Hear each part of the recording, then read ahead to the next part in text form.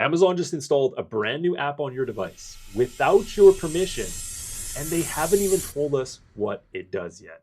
So today I'm going to be breaking down what is this brand new app? Is it good or bad? And more importantly, can you uninstall it without bricking your device?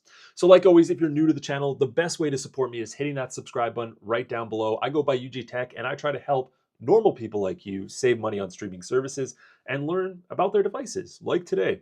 And if you have a second, also head over to Instagram and give me a follow at Upgrade Guy Tech, where you can get a more behind the scenes look of my life and all the different tech products I'm reviewing on my other channel. I just got back from Calgary, Alberta, where I did a bunch of filming for a friend on a brand new sub $500 security setup, and that is on my new channel, Bad Tech. You can check it out right down below. It's more tech reviews if you're into that. So where are you going to find this new app? And that's a great question. You're not going to see it on your homepage most likely. How you are going to tell if you have it is head over to settings, go to My Fire TV, and the first thing you're going to want to do is check for updates. So your device will have to be up to date in order to get this brand new app on it. Now, I want to point out this is not popping up on every device. From what I'm told, it's mostly devices with Fire OS 7 on it. So 8 apparently isn't getting it yet.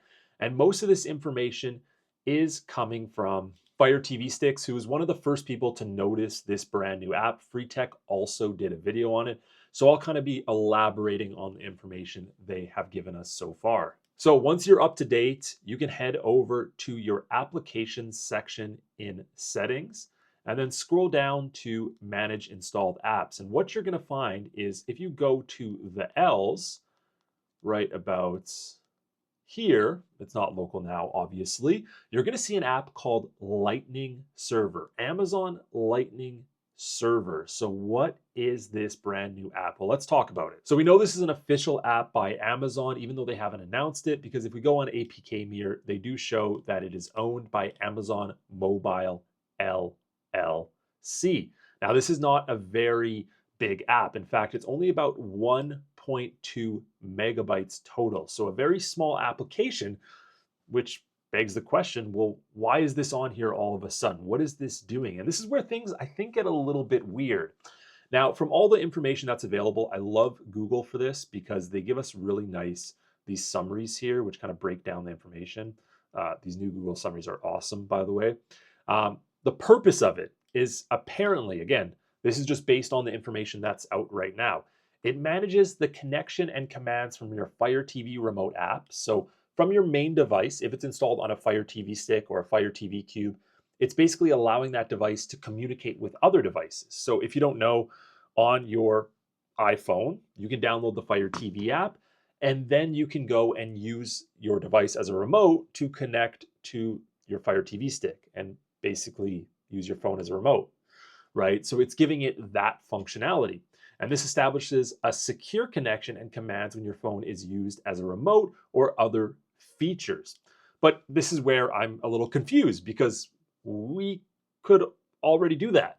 This isn't a new thing. So if this is a background process app, like it seems to be, it's only 1.2 megabits, so it's not very big. Why all of a sudden is it in your application section and able to be uninstalled when it was seemingly already running in the background to some degree anyways, right? So the question is, yeah, why is it out in the open all of a sudden? And this could be a brand new security protocol. So maybe it just adds a more secure connection than what was available before. And it could also be we just don't have all the information yet. So this may have to do with new devices that are coming out that are going to connect to our Fire TV stick and maybe add some more smart functionality. That's really the only thing I could think of. Now, there's a few other things we have to keep in mind. It has the ability to collect and send data on user activity back to Amazon for metrics.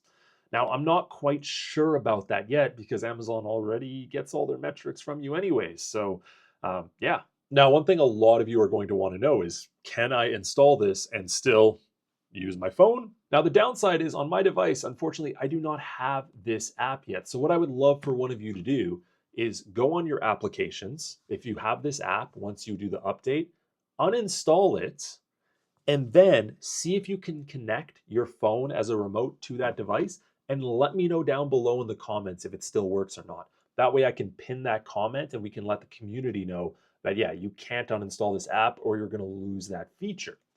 And the other point is as well, there's a good chance that even if you uninstall this thing, that with the next update, it's just going to be one of those background process apps that just gets put right back on your device. But the fact that Amazon gives you the ability to uninstall it is interesting to me. If it's an important background process app for security or for connections, why not just make it uninstallable? You know, and again, why put it on your application sections? Why put it out in the open? And that's really what confuses me right now.